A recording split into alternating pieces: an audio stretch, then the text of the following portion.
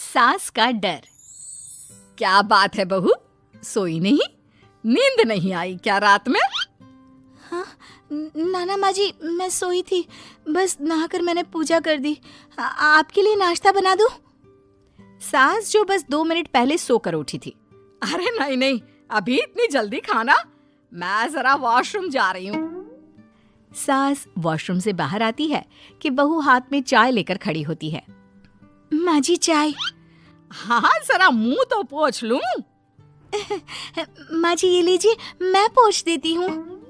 बहू जल्दी से अपने पल्लू से सास का मुंह पोंछ देती है। अरे बहू देख, इतना करने की कोई जरूरत नहीं है, मुझे आदत नहीं है इन सब चीजों की। तभी वहां बेटा आ जाता है। अरे रागिनी, क्या चल रहा है सास बहू के बीच? माँ डरा कर रखना अभी से, नहीं तो हाथ से निकल जाएगी। बेटा तो बेचारा मजाक कर रहा था, लेकिन रागिनी को बात दिल पर लग गई। नहीं नहीं, मैं कहीं नहीं निकलूंगी, जाऊंगी भी तो सासू माँ से पूछकर। वैसे आज ना माँ का जन्मदिन है, पर मैंने उन्हें विश तक नहीं किया। माँ जी आप बोलिए तो मैं विश कर दूं? नहीं तो कोई बात नहीं, मैं नहीं करती विश भी माँ को। अरे नहीं नहीं रागिनी, माँ है तेरी, कर दे विश। ठीक है, मैं ना विश करके आती हूँ, तब तक आप चाय पी लीजिए।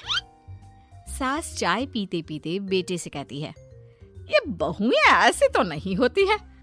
मैंने तो हमेशा सासों को बहुओं के नाम पर रोते ही देखा है, लेकिन मेरी बहू ये तो बहुत ही अच्छी है भाई।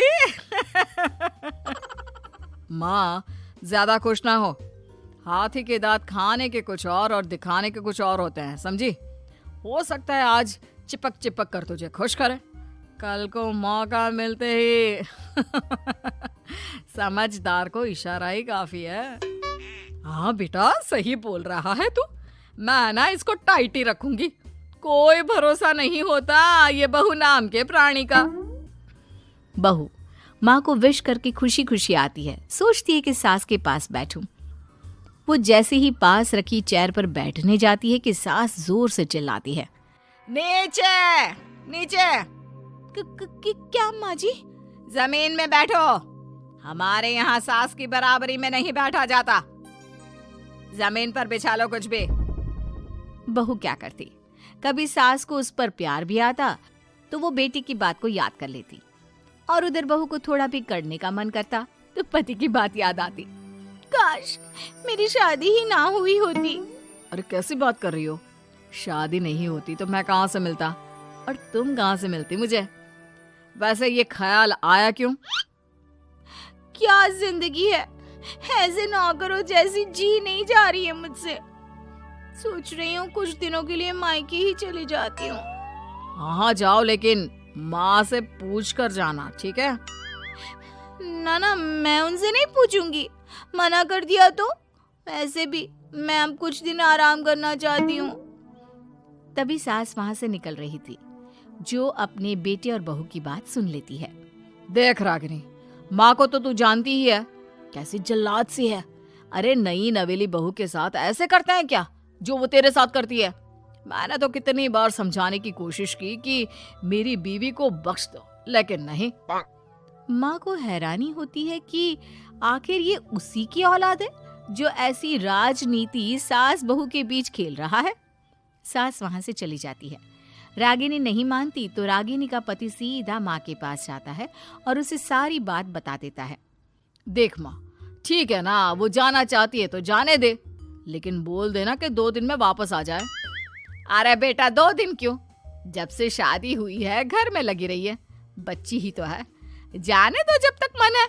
अरे कैसी बात कर रही है माँ, घर की बहू को ज्यादा छूट दोगी तो हाथ से निकल जाएगी। हाँ, सास मन में सोचती है, वाह बेटा मुझसे ही चालाकी, तेरी माँ हूं मैं, अब देख कैसे मजा चखाती हूँ। नहीं नहीं बेटा, इस बार मैं तेरी कोई बात नहीं सुनूंगी। वैसे भी तेरे बोलने पर अब तक बहू के साथ बहुत कुछ गलत कर दिया है मैंने। बहू भी सास और पति की बात सुन रही होती है। मेरे कहने पर? वाह माँ वाह, मैंने तो तेरे भले के लिए कहा था और माँ वो नहीं रहेगी तो घर का काम तुझे करना पड़ेगा। सास है तू, भूल गई क्या? मुझे ये नहीं पता कि मैं सास हूँ या नहीं, पर तेरी माँ जरूर हूँ। याद है मुझे बहू मेरा कितना ख्याल रखा करती थी, लेकिन तेरे भड़काने पर मैंने मासूम बच्ची के साथ क्या क्या किया। और रहा सवाल काम का, तो कौन सा तेरे बचपन से वो पाल रही है तुझे? मैं ही तो खाना बनाती थी ना। तू ना घर की ज्यादा चिंता मत कर बेटा। बहू सास के पास आती है और मायके जाने के लिए पूछती है। हाँ हाँ जा बहू, और जितनी मर्जी उतना रह ले। मन भर जाए तो अपने घर वापस आ जाना, ठीक है? पास खड़े पति को न जाने क्या सोचता है। हाँ हाँ माँ आ जाएगी। तू तो ऐसे बोल रही है जैसे वो कभी आएगी ही नहीं। वैसे तेरे तो अब मजे है। क्यों क्यों ऐसा क्या बहू मेरा चैन छीन रही थी? वैसे तुझे हो क्या गया है बेटा? तेरी बात तो मेरी समझ में ही नहीं आ रही। अरे जाना है तो तू भी चला जा बहू के साथ। नहीं नहीं, मैं अकेले ही जाऊंगी। मुझे नहीं चाहिए ये, बिल्कुल नहीं। मैं जा रही हूँ। देखा माँ कैसे बोल रही है ये। अरे जाने दे बेटा, कोई बात नहीं। अकेले जाने का मन है तो जाने दे। जा बेटी। वैसे भी इसके बोलने पर मैंने बड़े गलत व्यवहार किए तेरे साथ। मैं ना ऐसी सास नहीं हूँ। तू जा। मैं तो सोच रही थी कि तुझे भी आराम की जरूरत है, और इस घर में तो तू कभी चैन से रह ही नहीं पाएगी। हाँ माँ जी, आज तक तो सास बहू की पॉलिटिक्स सुनी थी, लेकिन ये बेटे और पति की राजनीति समझ में नहीं आ रही। अरे कैसी बात कर रही हो रागिनी? मैंने क्या कर दिया? क्या कर दिया? वो तो छोड़ ही दे बेटा, क्योंकि हम दोनों समझ गए हैं। लेकिन सवाल ये है कि क्यों किया? हाँ और क्या, हर कोई घर में शांति चाहता है, माँ और बीवी के बीच में तालमेल चाहता है, लेकिन आप? हाँ बेटा, बहू तो बेटी की तरह रह रही थी और मैं माँ की तरह। फिर तूने क्यों आग लगा दी दोनों के बीच? वो तो अच्छा है कि मैंने तेरी और बहू की बात सुन ली, तो तेरा असली चेहरा सामने आ गया। देखिए, अब तुम लोगों के आगे मेरी हकीकत सामने आ ही गई है तो मैं बता देता हूँ। वो क्या है ना, मुझे डर लगता था कि ये रागिनी अपनी अच्छाई से तुझे मुझसे छीन ना ले। तुझे बेटी का शौक भी था। बहू में तुझे बेटी मिल जाती तो मुझे कम प्यार करती, और उससे ज्यादा, बस इसीलिए। वाह, आपका डर मेरी जिंदगी नर्क बना रहा था। मैं तो चली गोवा रिलैक्स करने। सासू माँ, 2 टिकट है, चले क्या?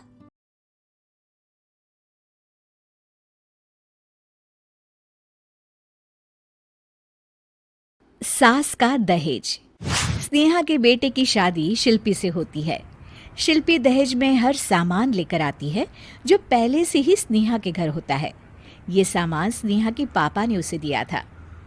अरे शिल्पी, मेरा टीवी क्यों हटाया? क्यों हटाया मतलब? अरे बड़ा और अपडेटेड टीवी है ये। स्नेहा को गुस्सा आता है और वो शिल्पी के बड़े टीवी के बगल में अपने पुराने जमाने का टीवी भी रख देती है। बड़ी आई अपडेटेड वाला। अरे बहुत सारी तेरी जैसी बहुओं को जानती हूँ मैं, जो घर से लाए सामान का रौब दिखाती है। ये ना समझ के हम भिखारी हैं। देख ले, हमारे पास भी टीवी है। ओहो, जो करना है वो करो। कोई मेहमान आएगा तो हंसेगा कि एक ही जगह 2 टीवी। हंसने दे, दुनिया भी तो देखे कि सिर्फ तू नहीं, मैं भी दहेज लेकर आई थी। अब यही हाल हर सामान का हो जाता है। ड्राइंग रूम में एक साथ 2 तरह के सोफे रखे होते हैं, एक नया आलीशान तो एक पुराना लकड़ी का। शिल्पी स्नेहा की इस आदत से काफी दुखी हो जाती है। एक टीवी पर रामायण चलती है तो बगल की टीवी में फिल्मी गाने, किसी को किसी की आवाज भी सुनाई ना पड़े वैसे। घर के दूसरे सदस्य भी सास बहू की इस आदत से परेशान हो जाते हैं। एक दिन स्नेहा की बहन उसके घर आती है और घर का नज़ारा देखकर हैरान हो जाती है। कहीं पुरानी फ्रिज के बगल में, कहीं नई फ्रिज, तो कूलर के ठीक ऊपर एसी।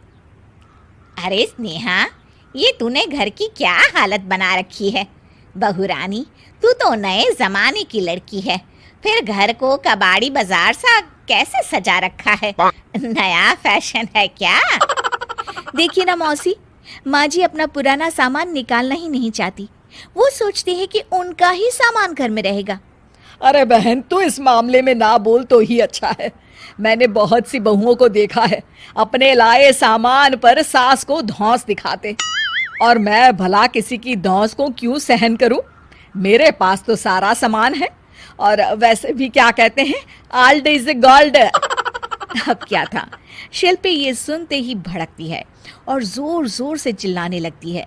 वाह माँ जी वाह, जरा अपना सोफा तो देखिए, ऐसा लग रहा है खुदाई से निकला है लकड़ी का।